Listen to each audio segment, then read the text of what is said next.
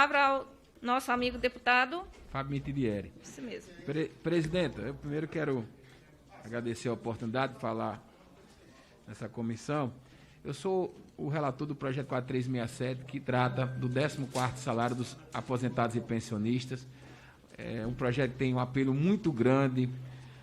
Tenho recebido mensagens de dezenas de entidades, tenho recebido mensagens de milhares de aposentados e pensionistas de todo o país, nos cobrando a apreciação desse projeto pela comissão, e um projeto que semana após semana tem sido retirado de pauta, e hoje mesmo já temos aqui alguns pedidos de retirada de pauta também do projeto 4367. Faço um apelo aos meus colegas deputados para que a gente possa apreciar e aprovar esse projeto, que é tão importante para os aposentados e pensionistas que não receberam um auxílio específico durante toda essa pandemia, que vem sofrendo com perda de arrecadação, com essa triste realidade que nós estamos vivendo.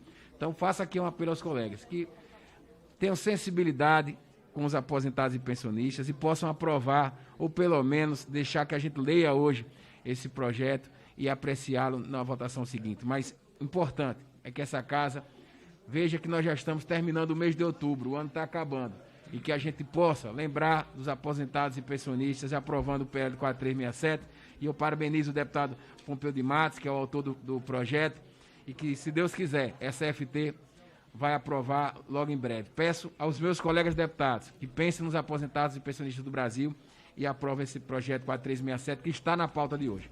Senhora presidente. Deixa eu só fazer um comentário aqui rapidinho. Bom, nobre deputado, eu entendo muito bem, né, as suas razões. Inclusive, eu também tenho sido bastante acionada junto às redes sociais. Diariamente eu respondo ali, eu mesma tenho respondido umas 100 mensagens diárias só numa rede. As demais eu não consigo controlar todas, e todos pedindo a mesma coisa. Agora, eu não cheguei a ler a fundo o seu projeto, mas eu pressuponho que essa resistência talvez esteja se dando pela ausência da indicação da fonte de custeio. Nós sabemos que todo o projeto de lei que traz algum aumento de despesa para a União, algum tipo de renúncia fiscal, nós temos que dizer exatamente qual vai ser a sua fonte de custeio, o seu impacto financeiro e orçamentário nas contas públicas. Eu sempre digo isso aos meus seguidores e eu tenho feito questão de responder àqueles que têm me acionado pelas redes nesse sentido. E eu repito isso sempre. Gente, o Brasil, aqui nós não temos uma fábrica de dinheiro. Nós temos dívida pública. E como toda dívida, mesmo aquela dívida que a gente tem dentro de casa, ela tem um limite. E nós aqui no Brasil estamos com endividamento muito alto, em boa parte em razão dos impactos da pandemia. Agora nós estamos naquela fase, então o governo federal gastou muito mesmo para contornar toda a crise na saúde, nos auxílios emergenciais, que se fizeram necessários, evidente, nos programas de manutenção de emprego.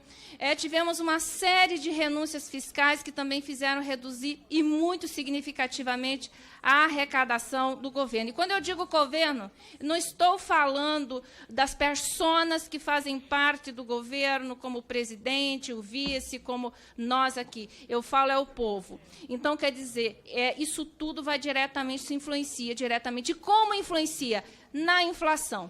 Né? Existe aquela regrinha bem antiga que todo mundo aqui já conhece, que quando o governo gasta mais do que arrecada, tem inflação. E quanto mais o governo gasta do que arrecada, maior o índice da inflação. E a inflação ela é altamente progressiva, prejudicial, principalmente para a população mais carente. Então, nós aqui temos que ter muito cuidado, porque, às vezes, um projeto de lei que hoje é um projeto de alto clamor popular, que é um projeto assim que poderia trazer uma solução imediata para um problema imediato, num prazo muito curto, pode ser uma desgraça, porque só faz aumentar a inflação, e a inflação alcança a todos. Então, a gente sempre pede uma compreensão muito grande dos nobres colegas, a gente sempre pede uma compreensão muito grande daqueles que nos seguem pelas redes sociais e nos pleiteiam a aprovação de um determinado projeto aqui dentro, porque tudo tem que ser feito com muito cuidado, porque senão aquela população que a gente visa beneficiar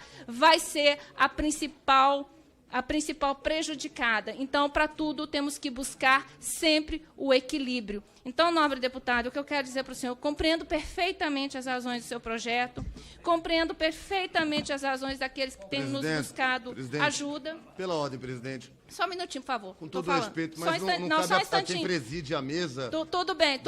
Mas opinião sobre projeto de parlamentar. Não é minha opinião sobre parlamentar. Quem vai decidir isso é a casa, senhora tem que fazer isso sentada aqui como parlamentar. Mas enquanto presidente, além de ser eu estou com a palavra. Não é uma prerrogativa. Eu estou na minha prerrogativa porque estou presidindo essa mesa e tenho o tempo da minha palavra. Não estou criticando o projeto do nobre colega, muito pelo contrário, estou apenas fazendo aqui um juízo, mas que com certeza é o plenário quem vai decidir. Obrigada. Enio Verri, por favor, o senhor com a palavra. Presidente, antes de tudo, eu indago a mesa, com todo respeito a Vossa Excelência, que quando a Vossa Excelência for manifestar qualquer posição, diz o regimento, Vossa Excelência senta conosco aqui, outra pessoa substitui, Vossa Excelência manifesta-se e depois volta. Isso é um primeiro aspecto em respeito à ordem da casa. Então, indiferente da sua opinião, que tem que ser respeitada, seja ela qual for, porque aqui é a casa das diferenças. Mas usar o palanque natural que o seu cargo lhe permite, porque Vossa Excelência foi indicada pelo presidente, não é justo.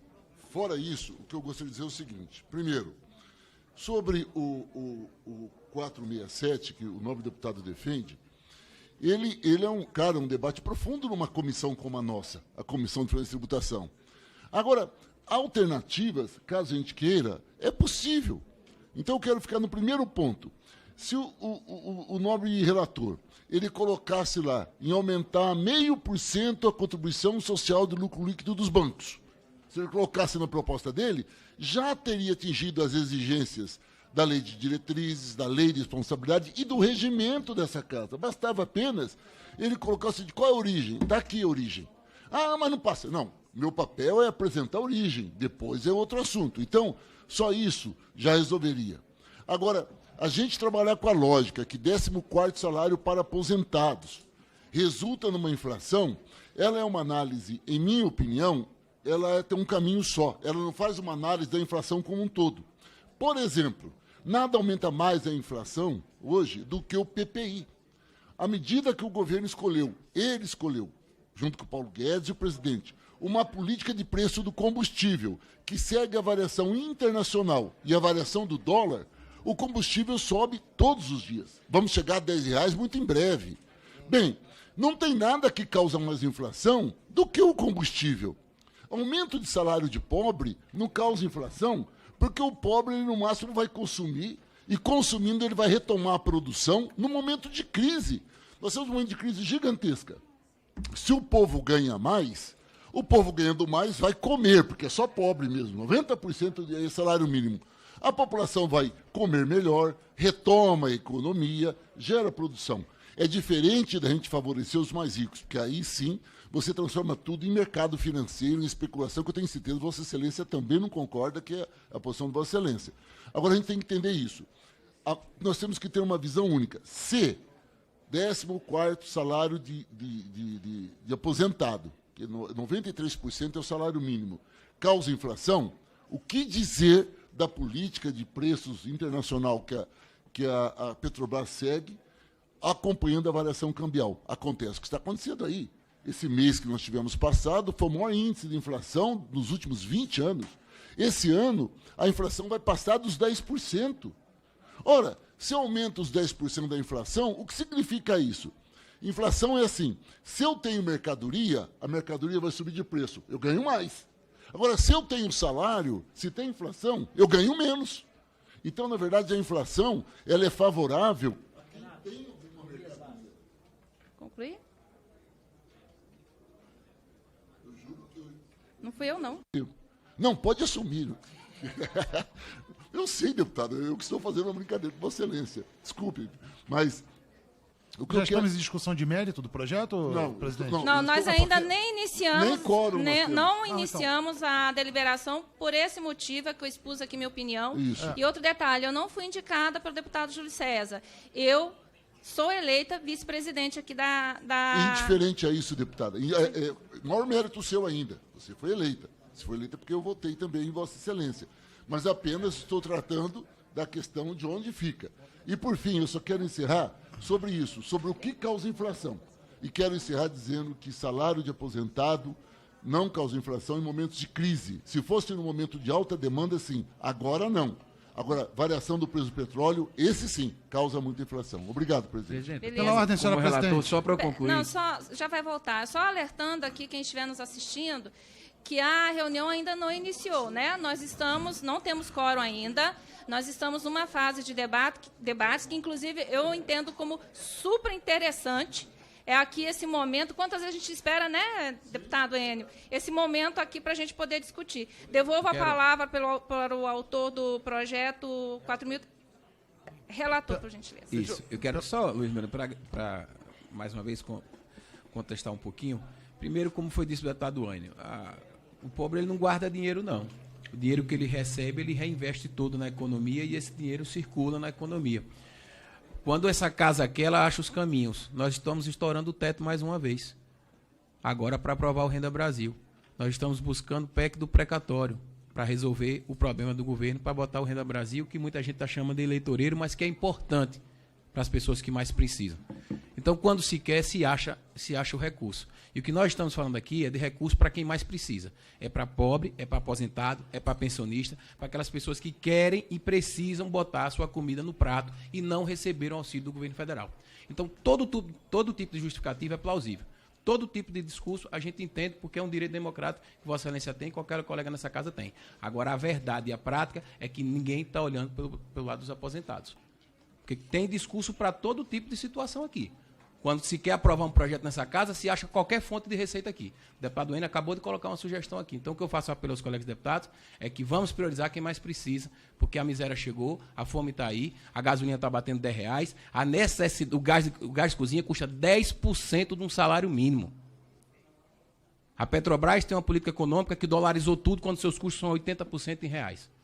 Mas ela não quer saber disso, porque os acionistas estão felizes. E o dono da Petrobras, que é o povo brasileiro, é dono de H, porque o Guedes já quer vender a Petrobras. Então, quando o Paulo Guedes quer e quando a equipe econômica quer, ela arranja caminho. E essa casa também sabe buscar os seus caminhos. Então, vamos aprovar esse projeto e eu faço um apelo aqui aos colegas deputados para pensar em quem mais precisa, que são os aposentados e pensionistas desse país. Pela ordem, senhor presidente, eu gostaria da palavra um minutinho, porque, afinal de contas, nós estamos... Posso dar preferência para quem está inscrito? Sim, então não coloca o meu nome aí, que eu sou autor do projeto de retirada de pauta. Foi antecipada a discussão de mérito, eu acho que vale a pena. Não estamos no mérito ainda, não. Não, mas de forma informal. Tá. Mas coloca o meu nome, então. Coloca aqui.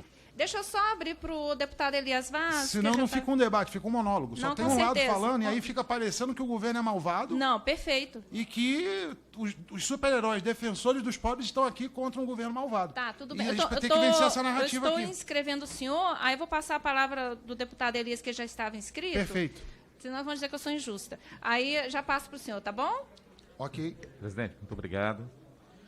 Presidente, assim, olha, eu também acho importante manifestar sobre esse tema, até porque também estou sendo questionado, como Vossa Excelência, nas redes sociais. O pessoal tem, de forma democrática, né, acho que isso faz parte da democracia, que a população, de uma forma geral, cobre uma posição dos seus representantes. E eu quero aqui concordar com as palavras do deputado Enio Verri, porque é interessante, deputado, quando a gente faz uma discussão sobre o problema da desigualdade social no Brasil, quase todo mundo concorda que esse problema é grave, que precisa resolver, mas quando a gente pega um exemplo concreto na vida real, aí se encontra mil dificuldades. É impressionante. Aí se diz problema fiscal, problema disso, daquilo, que vai gerar uma crise econômica, aí vai dizer que o trabalhador que vai pagar a conta no final. Quer dizer, se arruma tanto discurso para continuar as coisas como estão.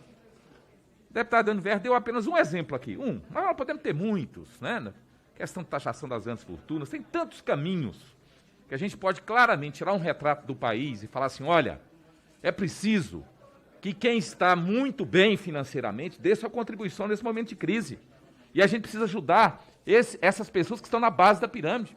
Nós estamos falando aqui de boa parte aqui, quer dizer, que foi colocado, é de gente que ganha um salário mínimo. Então, quer dizer, dar um 14º salário, quer dizer, isso é uma situação assim, que eu acho que é importantíssimo a gente colocar isso como uma contribuição que o país está dando para a gente superar essa dificuldade que a gente está vivendo. Então, caminhos, deputado Luiz Miranda, a gente tem que encontrar.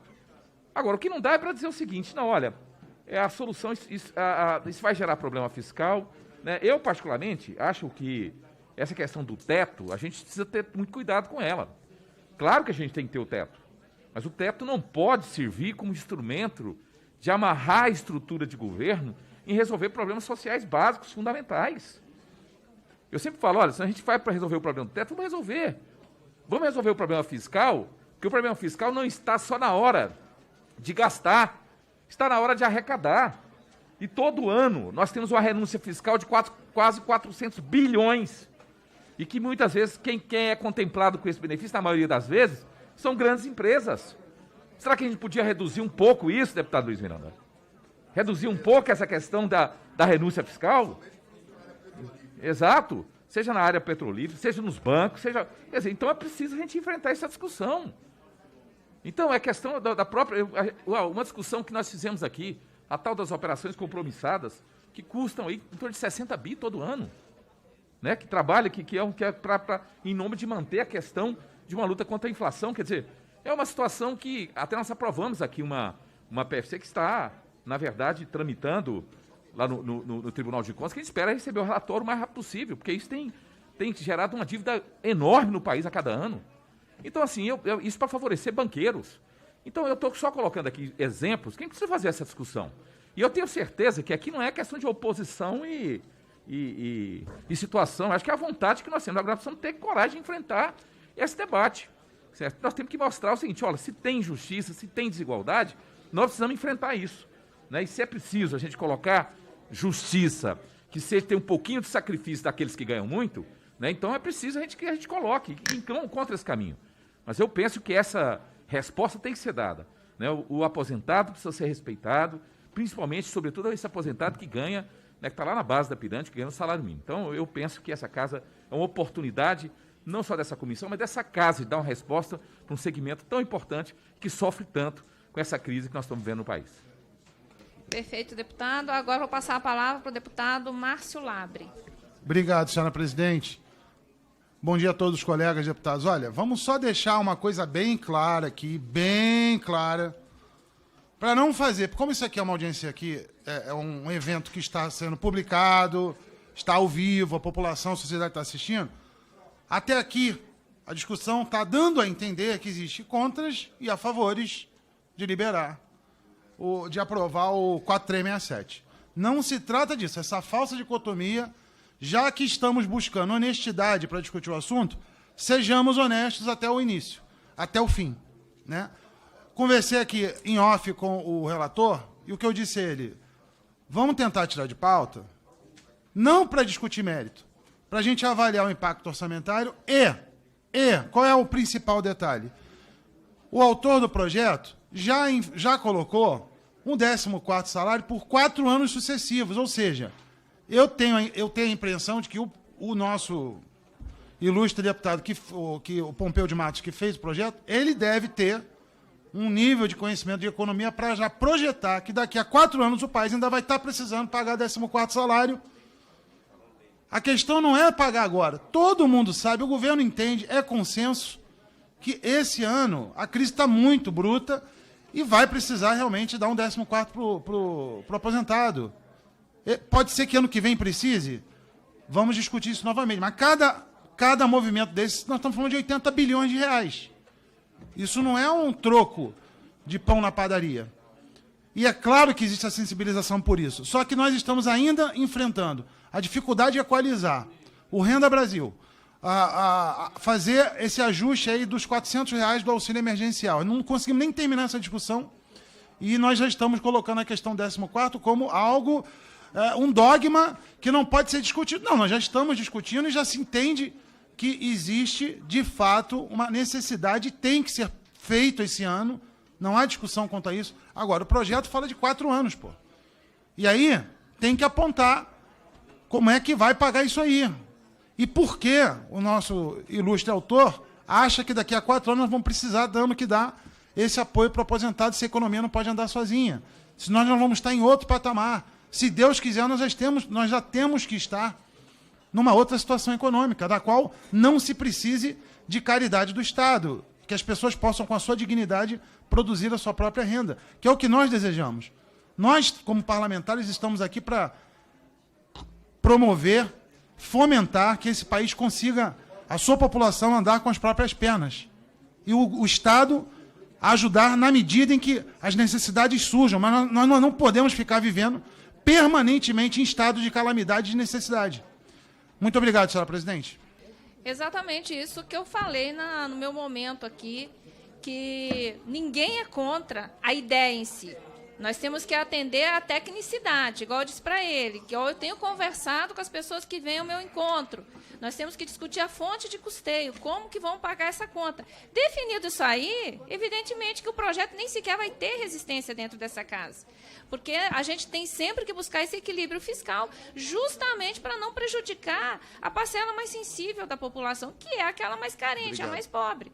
Né? Nós temos que ter esse cuidado, o meu amigo aqui, Elias Vaz, sabe disso, Enio Ver, que é um economista, sabe muito bem disso. Então, esse é o detalhe. E eu acho que isso dá para discutir, dá para levar adiante, dá para chegar num senso comum. Agora é o deputado, nosso colega Luiz Miranda, por favor. Obrigado, presidente. Agradeço, deputado Eli Silva, e a todos os deputados e deputadas pela oportunidade. Eu quero fazer algumas observações. Primeiro, que a forma com que o deputado Márcio colocou aqui é o que nós esperamos de um parlamentar que quer defender o governo.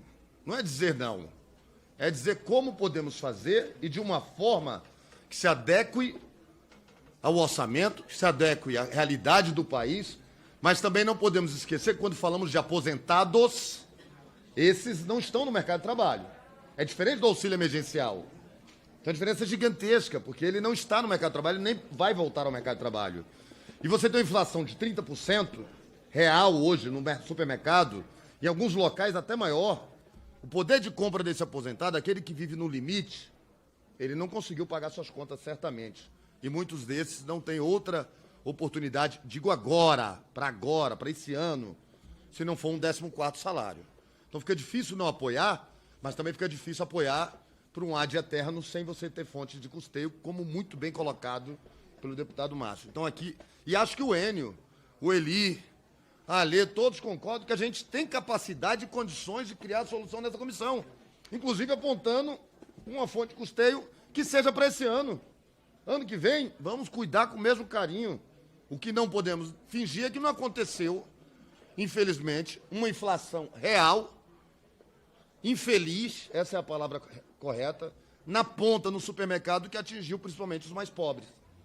E, em especial, os aposentados, que não têm condição de voltar para o mercado de trabalho para tentar fazer uma hora extra, fazer um trabalho extra para poder recuperar essa perda que, muitas vezes, é o dinheirinho para comer. Aquele que paga aluguel, que tem suas despesinhas, seus remedinhos, sobra ali o dinheirinho para comer. Isso não é ser populista, isso é ser realista. O 14º salário é uma composição, é uma reposição daquilo mínima. Nós estamos falando de menos 10% que estaríamos devolvendo para o aposentado ter o mínimo de dignidade no final desse ano.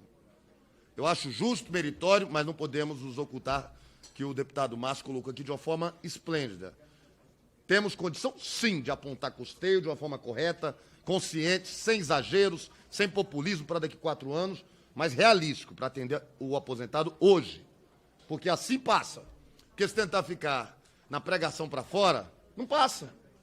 Fica bonito para gravar no YouTube, fica bonito para agradar quem está assistindo, mas o 14º não vai chegar esse final do ano para o aposentado. Então, além de ser muito bem colocado, enquanto o senhor falava, Márcio, estava aqui, ó, o Enio, que é do PT, concordando com o senhor. Em parte que o senhor está correto, porque cuidar do orçamento é cuidar do dia de amanhã da população, é evitar que nós tenhamos problemas ainda mais graves, que, infelizmente, quando não são administradas da forma correta, chegamos no momento que chegamos aqui, em ter que discutir o que cortar e não como conceder. Então, agradeço a todos, mas gostaria sim de me posicionar a favor do projeto, mas que possamos juntos encontrar uma solução para que ele seja unânime aqui dentro da comissão. Obrigado. Então, presidente. fica aqui a sugestão do senhor. Vamos trabalhar todo mundo junto?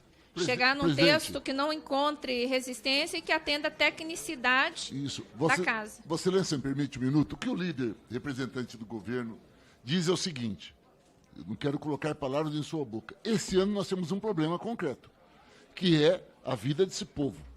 Vamos sentar, vamos achar esse ano, abrindo o canal para a gente discutir o ano que vem. Concorda? Porque Por isso o pedido de retirada de pauta, porque tal como está o projeto, já está contemplando Sim. 4 anos. Só por isso. Só queria dizer, líder. Eu falo com autoridade. O que a gente precisa tira da pauta para ganhar tempo e Deus sabe o que vai acontecer. A outra é a gente sentar com uma equipe técnica. Não vai. Então, mas uma equipe técnica, então, assumida, para fazer isso, que traga na próxima reunião coisas concretas. Mas só está isso. com infringência no 113, no artigo 113. Por isso que Isso a aí gente tem que ser conversar. resolvido, que é o impacto Claro. orçamentário. E por fim, a tecnicidade. presidente, não sei o que está acontecendo na CFT, a gente nunca debateu bem assim, faz tempo que a gente não faz um bom debate, mas o nosso povo não veio, né? E já são 11 horas. Então, meu querido deputado Enio VR, não atingimos o quórum regimental. Portanto, encerro a presente reunião e convoco reunião de audiência pública para a próxima quarta-feira, dia 3 de novembro, às 9 horas. Muito obrigada aqui a todos que nos acompanharam pelas redes, que nos acompanharam aqui presencialmente. Até mais.